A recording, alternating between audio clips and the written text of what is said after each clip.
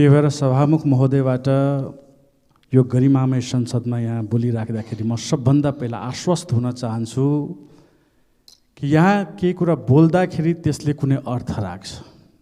त्यो कतै सुनिन्छ कि हामी खाली भित्तालाई यहाँ सुनाइराखेका छौँ, खाली कुर्सीलाई सुनाइराखेका छौँ कि सरकार यो संसदप्रति जिम्मेवार छ, उत्तरदायी छ। त्यो कुरामा म सबभन्दा पहिला सभामुखज्यूबाट आश्वस्त हुन चाहन्छु। नभए त हामीले यो भन्छ काग कराउँदै गर्छ पिना सुक्दै गर्छ भने जस्तै भयो। आज मात्रै पनि मल खादको विषय कम्तीमा आधा दर्जन मान्यज्यूहरूले उठाउनु भयो। हामीहरू पटक पटक उठाउँदै आएका छौँ, तर यस विषयमा सरकारले के कति पाइला चाल्यो त, कुन कारबाही अगाडि बढायो त, त्यो कुराको जानकारी यहाँ संसदमा चाहिँ हुनुपर्छ। अनि मात्रै हामीले कुनै कुरा यहाँ उठाएको मायना राख्छ। नभए त हामीले खालि उठाइराख्ने, एक अर्काको तारिफ गर्ने, ल राम्रो भाषण गर्नुभयो भन्नेमा मात्रै सीमित रहने हो कि भनेर अहिले मलाई चिन्ता लागिसकेको छ। त्यही भएर सबभन्दा पहिला यो गरिमामय संसदमा उठेका विषयवस्तुहरूलाई टिपोट गर्ने, सरकारसँग सम्बन्धित निकायका पदाधिकारीहरू आएर त्यसमाथि कारबाहीको बारेमा जानकारी गराउने कुनै एउटा संयन्त्र नै खडा होस्। हामीले यहाँ जति विषयवस्तुहरू उठायौँ, आगामी बैठक सुरु हुनुभन्दा अगाडि त्यो विषयवस्तुहरूमा कति कारबाही भयो, कतिवटाको निराकरण भयो वा कति कुराहरूको निराकरण गर्ने कमसेकम सुरुवात भयो भन्ने कुराको जानकारी यहाँ होस् भने म यो संसदीय प्रक्रियामा त्यो कुरालाई संलग्न गर्नको लागि यहाँ अनुरोध गर्न चाहन्छु। र हाम्रा मान्यज्यूहरूले अघि भन्नुभयो कि एक दुईवटा कुराले म पनि दोहोऱ्याउन बाध्य छु कि मल खादको विषयमा पटक पटक किसानहरूले हामीलाई त्यहाँ झकझक्याउँछन्। ग्राउन्डमा यहाँ चाहिँ लाखौँ मेट्रिक टन मलखाद आएको भनेर भर्खरै जानकारी पनि दियो, तर किसानहरूले त्यहाँ पाइराखेका छैनन् भने प्रहरी प्रशासनले वा नेपाल सरकारले समग्रमा त्यो कालाबजारीलाई नियन्त्रण गर्न वा वितरण प्रणालीमा सुधार गर्न के कस्ता कदमहरू चालेका छ त्यसको बारेमा जानकारी गराइदिनुहुन्छ भनेर म सम्बन्धित सरकार समक्ष वा सभामुख मार्फत राख्न चाहन्छु। त्यस्तै अर्को विषय नागरिकताको विषयमा सिएमपी मार्फत पनि अवगत गराइएको थियो कि 6 महिनाभित्रमा जन्मसिद्ध नागरिकका सन्तानहरूलाई नागरिकता प्रदान गरिने छ भनेर प्रतिबद्धता जाहेर गरिएको छ। 1 महिना जति बित्यो नै। यस विषयमा कुन कुराहरूको सुरुवात गरियो त, त्यो कुन चरणमा छ? नागरिकता प्रदान गर्ने प्रतिबद्धता जुन जाहेर भएको थियो त्यो चाहिँ अहिले कुन चरणमा छ त्यसको बारेमा पनि जानकारी हामीलाई गराइदिँदाखेरि जनतालाई जवाब दिन सहज हुन्थ्यो कि। यसका अलावा कृषि मन्त्रालयसँग सम्बन्धित सरकारको कुरा छ। योभन्दा अगाडि राष्ट्रिय पशुपक्षी अनुसन्धान केन्द्र सप्तरीमा राखिएको थियो, तर अहिले सुन्दैछु कृषि मन्त्रीज्यूले त्यसलाई आफ्नो निर्वाचन क्षेत्रतिर अरू जिल्लामा सार्ने प्रयत्न गर्दै हुनुहुन्छ। यस्तो खालको यदि प्रवृत्ति दोहोरिराख्यो भने यसले चाहिँ विकासमा पनि स्थायित्व प्रदान गर्दैन। पटक पटक प्रधानमन्त्रीज्यूहरू परिवर्तन भइराख्ने र त्यही अनुसार चाहिँ परियोजनाहरू आफ्नो ठाउँमा सार्ने काम गर्नुभयो भने त्यो उचित हुने छैन भन्ने कुरा म यहाँ जानकारी गराउन चाहन्छु। यसका अलावा सप्तरी जिल्लाको अस्पतालमा हामीले एउटा गुनासो सुन्ने मेकानिजम पनि त्यहाँ राखेका छौँ र त्यसमा चाहिँ पटक पटक त्यहाँ स्वास्थ्यकर्मीहरू उपस्थित नहुने, सरकारद्वारा उपलब्ध गराएका औषधिहरू दिँदै नदिने खालको गुनासाहरू पटक पटक आएको छ र पत्र पत्रिकाहरूमा पनि सुन्नुभएको होला, देख्नुभएको होला समाचारहरू। त्यहाँ चाहिँ रेडियोलोजिस्ट बिदामा गइदिँदाखेरि 7 दिनसम्म एक्सरे समेत नहुने र बाहिर चाहिँ गएर एक्सरे गराउनु पर्ने र प्राविधिकहरू नभएको कारणले सिटी स्क्यानहरू नहुने प्राविधिक समस्याहरू देखिएका छन्। त्यसको निराकरण गर्न स्वास्थ्य मन्त्रालयले आग्रह यहाँ मार्फत म गर्न चाहन्छु। यसका अलावा सप्तरीमा कोशी टप्पू आरक्षणबाट आएका वन्यजन्तुहरूले जुन त्यहाँ एउटा आतङ्कको स्थिति सिर्जना गरेका छन् र धनजनको क्षति पनि गरेका छन्, त्यसको लागि घेरा हाल्ने काम होस् भनेर म आग्रह गर्न चाहन्छु। त्यसको चाहिँ दिगो समाधान खास गरी चुरिया क्षेत्रसँग त्यो कोशी वन्यजन्तु क्षेत्रलाई जोड्ने काम होस् र त्यसको दिगो समाधान होस् भन्ने कुरा पनि हामी यहाँ जानकारी सम्बन्धित पक्षलाई गराउन चाहन्छु। धन्यवाद।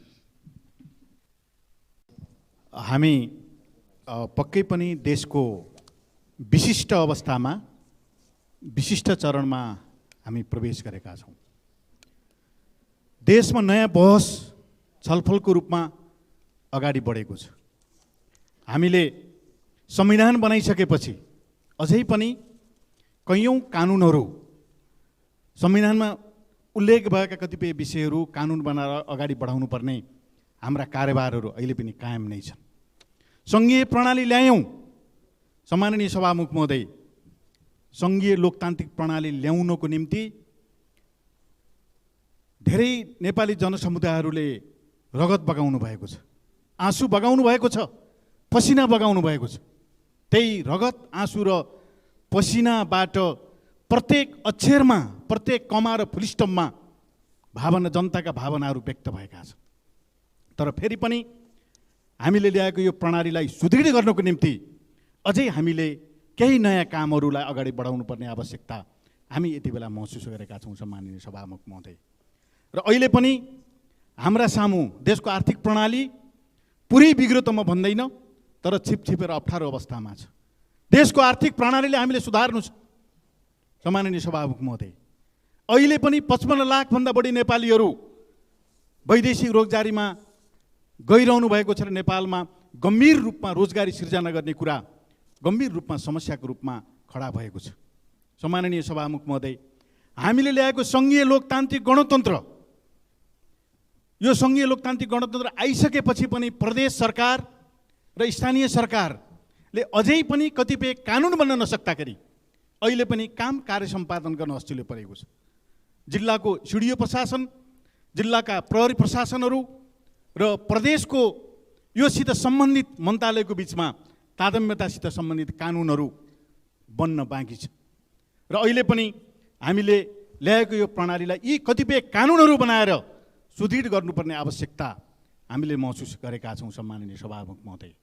त्यस कारणले यहाँ अलिअलि बाहिर केही माननीयज्यूहरूले उठाएका प्रश्नहरूलाई लोकतान्त्रिक प्रणाली अनुरूप सम्मान गर्दै यो चाहिँ सङ्घीय लोकतान्त्रिक गणतन्त्र, यो धर्मनिरपेक्षता र यो प्रणाली ल्याउनको निम्ति नेपाली जनताले गरेको 70 वर्षभन्दा लामो लडाइँलाई सम्मान गर्नको निम्ति र यही लडाइँका कारणले हामीले यो सदनमा बोल्न पाएका छौँ, प्रेस स्वतन्त्रताको हक प्रयोग गर्न पाएका छौँ, बालिक मताधिकारका आधारमा मत हालेर हामीले आफ्नो सरकार गठन गर्न पाएका छौँ, हामीले कानुन र विधिको शासनको कुरा गर्न पाएका छौँ।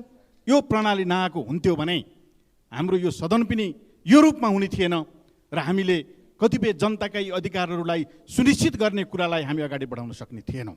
त्यसकारणले आजको आवश्यकता भनेको यो प्राप्त भएका उपलब्धिहरूको रक्षा गर्नु, यसलाई जगर्ना गर्नु र कमी कमजोरी छन् भनेदेखि विधिसम्मत प्रकारले संविधान संशोधन गरेर अगाडि बढाउनु हाम्रो आजको आवश्यकता हो। तर फेरि पनि हामीले जान अनजानमा जनताले लडेर ल्याएको यो प्रणालीप्रति प्रश्न उठाउने कुराले पक्कै पनि नेपाली जनताको भावना, नेपाली जनताको रगत, नेपाली जनताको आँसु र पसिनाप्रति अपमान हुन्छ।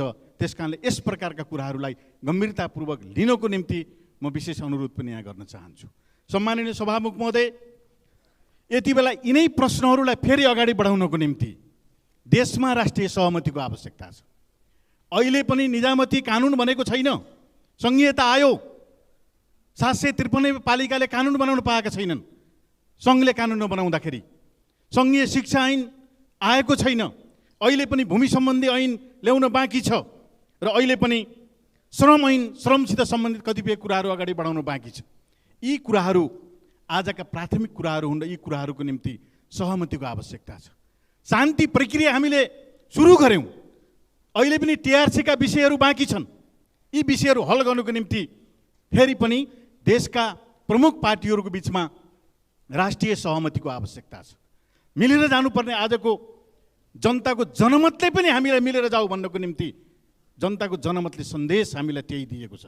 त्यसकारणले यी कतिपय ऐनहरू निर्माण गर्नको निम्ति, शान्ति प्रक्रियालाई तार्किक निष्कर्षमा पुर्याउनको निम्ति र हामीले भनेको सुखी नेपाली र समृद्ध नेपालको मार्गचित्रलाई अगाडि बढाउनको निम्ति पनि हामी एकअर्काको बिचमा झगडा गरेर, एकअर्कालाई खिसिटिउरी गरेर, एकअर्कालाई हामीले छेडकान गरेर यी समस्याहरू सुल्झाउन सक्दैनौँ।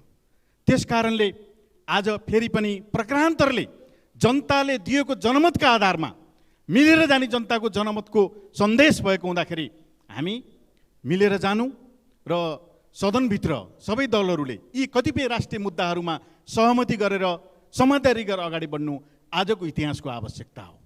र हामीले विधिको शासनको कुरा गरेका छौँ, कतिपय कुराहरू अझै पनि बाँकी छन्।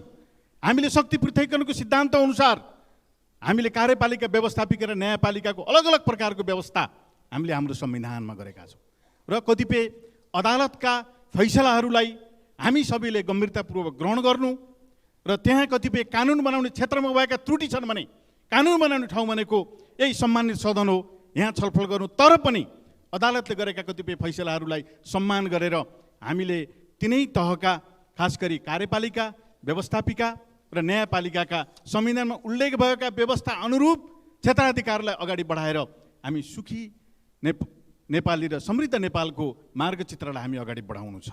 त्यसकारणले सम्मानीय सभामुख महोदय, यति बेला राष्ट्रिय सहमतिको आवश्यकता छ। यो भनेको अमूर्त भन्न खोजिएको होइन। देशका अगाडि स्थापित भएका सबैले मिलेर गर्नुपर्ने मुद्दाहरूमा सहमतिको कुरा गरिएको हो। शान्ति प्रक्रियाको सुरुवात सहमतिमा गऱ्यौँ, गणतन्त्रको घोषणा सहमतिमा गऱ्यौँ, कतिपय अन्तर्राष्ट्रिय शक्ति केन्द्रहरूले नेपालमाथि गरेका गलत क्रियाकलापहरूलाई सुल्झाउनको निम्ति सहमतिमा गऱ्यौँ भने अब आगामी दिनमा पनि यी यावत चाहिँ जल्लाबल्ला देशका समस्याहरूलाई सहमतिका आधारमा हामी अगाडि बढाउने प्रयत्न गऱ्यौँ भनेदेखि जनताको जनादेशलाई हामीले ठिक ढङ्गले ग्रहण गरेको हुनेछ। सम्माननीय सभामुख महोदय, त्यसकारणले म यो सम्मानित सदनमा के भन्न चाहन्छु भनेदेखि देशका यावत समस्याहरू सुल्झाउनुको निम्ति हामी मिलेर जाने सहमतिको बिन्दु खोज्ने प्रयत्न गरियो भने हामीलाई पक्कै पनि देशका यी कतिपय अहिलेका समस्याहरूलाई अगाडि बढाउनको निम्ति सहज वातावरण बन्नेछ र हामीले सहजतापूर्वक समस्याहरू सुल्झाउन सक्नेछौँ र यसको निम्ति फेरि चाहिँ राज्यमा संविधानले स्थापित गरेका मूल्य मान्यताहरूलाई अगाडि बढाउनु र त्यसको निम्ति नागरिकले उठाएका सुशासनका क्षेत्रमा, कूटनीतिक क्षेत्रमा र आर्थिक सुधार गर्ने क्षेत्रमा कहीँ न कहीँ हामीले त्यस प्रकारको बिन्दु खोजेर प्रतिपक्षको भूमिका आलोचना गर्ने हो। तर फेरि पनि देशका प्रमुख मुद्दाहरूमा, देशका प्रमुख कतिपय समस्याहरू मिलेर जाने कुरामा हामीले त्यो प्रयत्न गऱ्यौँ भनेदेखि अगाडि बढ्न सकिन्छ। त्यसको निम्ति एउटा सहज वातावरण बनोस् र सम्मानित सदनमा प्रतिनिधित्व गर्ने सम्पूर्ण दलहरूले गम्भीरतापूर्वक हामीले देशका यावत जनताले उठाएका समस्याहरूलाई सम्बोधन गर्नको निम्ति मिलेर अगाडि बढ्न सकौँ र फेरि पनि अन्तमा हामीले बनाएको संविधान, हामीले ल्याएको यो प्रणाली खोलामा उम्रेको झार जस्तै त्यत्तिकै आएको होइन। जनताको रगत, आँसु र पसिनाको बीचबाट आएको व्यवस्थालाई जोगाउनु, यसको रक्षा गर्नु र यसको रक्षाको प्रसङ्गसँगै यसको समृद्धि र विकासको प्रक्रियासँग जोडेर जनताको भावनासँग जोडेर अगाडि बढाउनु हामी सबैको साझा कर्तव्य हो र त्यसको निम्ति सदनमा हामी मिलेर अगाडि बढ्न सक्नुपर्छ। संवाद, सहमति र सहकार्यको बाटो र जिम्मेवारीहरू लिँदै क्रममा पनि हामी संवाद, सहमति र सहकार्यको बाटो अप्नायौँ भने हामीले यी समस्याहरूलाई ठिक ढङ्गले अगाडि बढाउन सक्छौँ र यही रूपमा अगाडि बढ्नुको निम्ति म आफ्नो तर्फबाट, हाम्रो दलको तर्फबाट सम्पूर्ण चाहिँ यो सम्मानित सदनमा सम्माननीय सभामुख महोदय मार्फत म हार्दिक अनुरोध गर्न चाहन्छौँ र यो सदनले त्यस प्रकारका कानुनहरू निर्माण गरेर संविधानका कतिपय मौलिक हकसित सम्बन्धित कुराहरूलाई छिटोभन्दा छिटो अगाडि बढाउनुको निम्ति सदनले पनि महत्त्वपूर्ण भूमिका निर्वाह गरोस् र सरकारले पनि कार्यकारीको क्षेत्रबाट सदनलाई त्यस प्रकारका बिजनेसहरू दिएर यो खालि गफ गर्ने थलोको रूपमा होइन, परिणाम दिने एउटा महत्त्वपूर्ण निकायको रूपमा एउटा सम्मानित सदनलाई त्यो रूपमा अगाडि बढाउनुको निम्ति सम्माननीय सभामुख महोदयले त्यो प्रकारको भूमिका खेलेर बाँकी रहेका कानुनहरू अगाडि बढाउनुको निम्ति पहल गर्नुहुनेछ। मैले धेरै कुरा राख्नुभन्दा पनि यति कुरा राख्दै मेरा संक्षिप्त बनाइ अन्त गर्न चाहन्छु। धन्यवाद।